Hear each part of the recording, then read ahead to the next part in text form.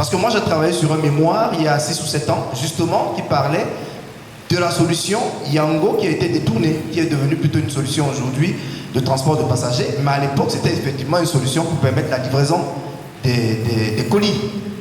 Mais c'est des Russes qui ont la puissance financière, qui sont venus réaliser, peut-être avec un peu de différence, mais on va dire quand même que l'armature de l'idée était déjà là.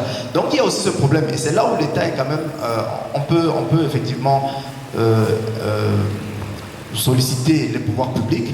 Comment est-ce qu'ils font pour permettre à ces acteurs locaux qui ont des solutions viables de développer leur business, de ne pas avoir peur. Et ça répond d'ailleurs aussi à la question de M. Bidjoka, qui parlait un peu de sa société qui n'avait pas de moyens.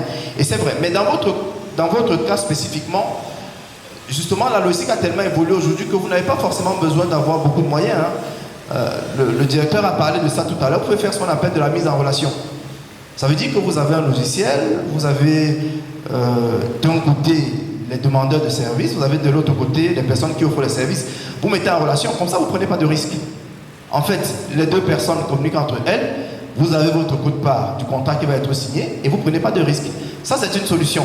Alors, c'est vrai que l'idéal, ça aurait été que vous ayez vos camions, vos vannes, etc. pour le faire. Mais en attendant que vous soyez justement à ce niveau-là, vous pouvez faire de la mise en relation.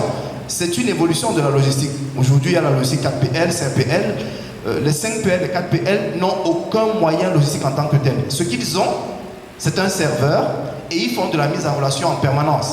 Vous achetez, ils vous orientent vers une plateforme, on prépare votre colis, la plateforme se rapproche d'un transporteur, le transporteur va transporter pour aller livrer chez le client. Mais vous ne voyez, en eux-mêmes, vous ne voyez jamais d'infrastructure, vous ne voyez rien. C'était d'ailleurs ce que Jumia faisait. Vous n'allez jamais voir une infrastructure Jumia à Yaoundé, à l'époque où ils étaient là. Et il y a beaucoup de sociétés qui fonctionnent comme ça aussi aujourd'hui, c'est-à-dire qu'elles n'ont pas de vraie base, elles n'ont rien, elles font de la mise en relation. Donc si je peux vous donner un conseil, c'est plutôt de migrer vers ça, de faire de la mise en relation entre l'offre et la demande. Et vous allez voir que c'est quelque chose qui est également faisable.